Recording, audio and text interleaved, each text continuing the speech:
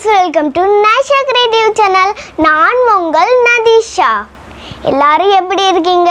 கமெண்ட்ஸ்ல போடுங்க.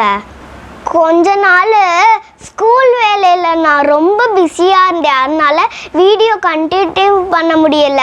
அதனால இனிமே நான் வீடியோ போடுறேன். சின்ன பிள்ளையிலேருந்து உங்களை மாதிரி பெரியவங்க மாதிரி வளர்ந்து நம்ம சாப்பாட்டில் என்ன பிடிச்சதுன்னு தெரியுமா? என்னது?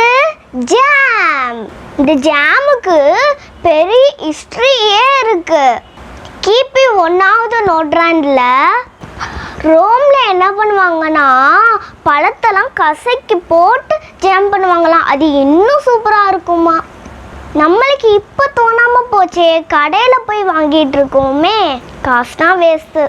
சில நூற்றாண்டுக்கு முன்னாடி பழங்கள் மட்டுமே இல்லாமல் இயற்கையாக கிடைக்கிற தேனையும் நல்லா சாப்பாட்டில் பிணைஞ்சு சாப்பிடுவாங்களாம்.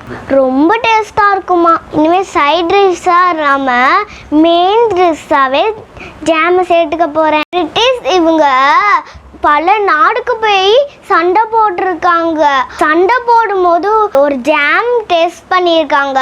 அந்த ஜாம் டேஸ்ட் பண்ணிட்டோன்னா அவங்க நினச்சாங்க, இந்த ஜாம் நல்லா இருக்கே, நம்ம ஊருக்கு இந்த ஜாமை நம்ம எடுத்துகிட்டு போயிடலாம் அப்படின்னு நினச்சாங்க. ஒரு பிராண்ட் போட்டுருவோமா? அவங்க இன்னும் கொஞ்சம் ஜாமில் ஆட் பண்ணி செம்ம டேஸ்ட்டில் போட்டிருந்தாங்க. ஜோனா பார்க்குன்னு ஒருத்தவங்க இருக்காங்க. அவங்க வீராங்கனி. அவங்க சண்டை போடும்போது கொஞ்சம் தேனை டேஸ்ட் பண்ணிட்டு தான் சண்டை போடுவாங்களாம். அப்போ தான் அது எனர்ஜி கிடைக்குமா, ரொம்ப நல்லாவும் இருக்குமா. நானும் ஸ்கூலுக்கு போகிறதுக்கு முன்னாடி ஜாமை சாப்பிட்டு போகணும். அதுக்கு டெய்லி சாப்பிட்டு போகணும். கப்பலில் போகிறவங்க ரொம்ப தூரம் ட்ராவல் பண்ணி போகிறதுனால அவங்களுக்கு டயர்டாயிருன்ட்டு டப்பாவாக அது ஆரஞ்சு ஸ்கூலை எடுத்துகிட்டு வந்து டயர்டாயிருன்னு சாப்பிடுவாங்களாம். அதுவும் ஜாமு மாதிரியே தான். அப்போ ஞாபகம் வச்சுக்கோங்க, நம்ம எங்கே போனாலும் ஜாமை தூக்கிட்டு போகணும். அப்போ தான் நம்மளுக்கு ஸ்ட்ரென்த்து கிடைக்கும். 17th செஞ்சுரியனில் கின்லெப்போனியன் ஒரு அனௌன்ஸ்மெண்ட் கொடுத்தாங்க. அது என்ன அனௌன்ஸ்மெண்ட்டு? இருங்க நான் சொல்கிறேன். அவங்களோட படை வீரர்கள் சண்டைக்கு போகும்போது கெட்டு போகாத சாப்பாடை எடுத்துகிட்டு போகணும். அப்போ ரொம்ப வச்சு சாப்பிடணும்ல. அது என்னன்னு அவங்களோட படை வீரன்கிட்டே கேட்டாங்களாம். அது என்னன்னு சொன்னால் கிஃப்ட் தருவாங்களாம்.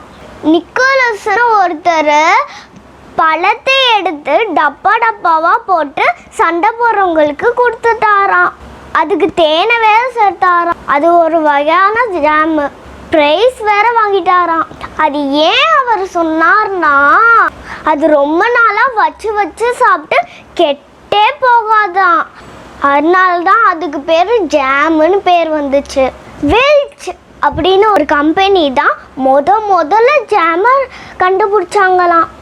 அதுக்குன்னு பிரிட்டிஷ் என்ன பண்ணாங்கன்னா, நிறைய ஜாமை கொடுங்கன்னு டப்பாவாக எடுத்துகிட்டு போயிட்டாங்களாம்.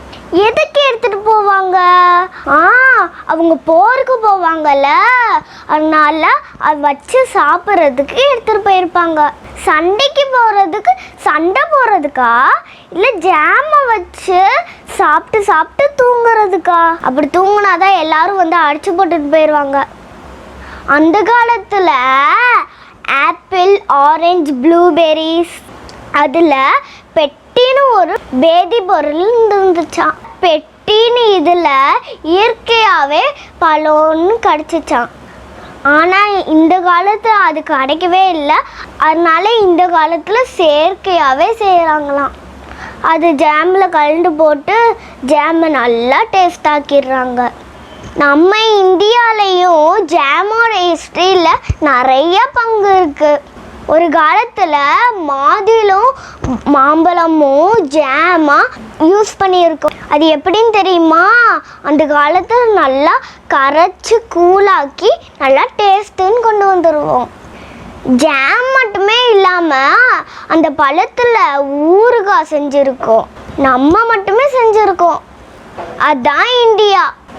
நம்மெல்லாம் டேலண்ட்டில் எப்பயுமே 1910 வருஷம் கேப்டன் ஸ்காட் அண்டார்டிகாவுக்கு ஆராய்ச்சி பண்ண போயிருக்காங்களாம். அப்போ கையோடைய ஜாம் பாட்டிலையும் கொண்டு வந்துட்டாராம். அந்த ஜாமை மறந்து அங்கேயே விட்டுட்டு வந்துட்டாராம் கொஞ்சம் ஜாமை. 1953 வின்சார்னு ஒருத்தவர் ஆராய்ச்சிக்கு போனாராம். அதுவும் அதே அண்டார்டிகாவுக்கு போனாராம். அவர் விட்டுட்டு போன ஜாம் பாட்டிலில் எடுத்து டேஸ்ட் பண்ணி பார்த்தாராம். அப்படி கெட்டே போகாம சாப்பாடு சூப்பராக இருந்துச்சு. அத்தனை வருஷத்துக்கும் கெட்டு போகாமல் இருந்துச்சா. ஜாம் எவ்வளோ டேஸ்டாக இருந்தாலும் அதில் சுகர் கண்டென்ட் நிறையா இருக்குது. அதனால பாதி பேருக்கு சுகர் வரும், வெயிட்டும் கூடும்.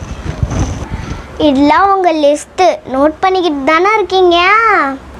இந்த சேனல் உங்களுக்கு பிடிச்சிருந்தா லைக் பண்ணுங்கள், ஷேர் பண்ணுங்கள், சப்ஸ்கிரைப் பண்ணுங்கள். மறந்துடாதீங்க. பாய்.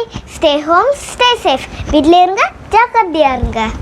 Thanks for watching and keep smiling.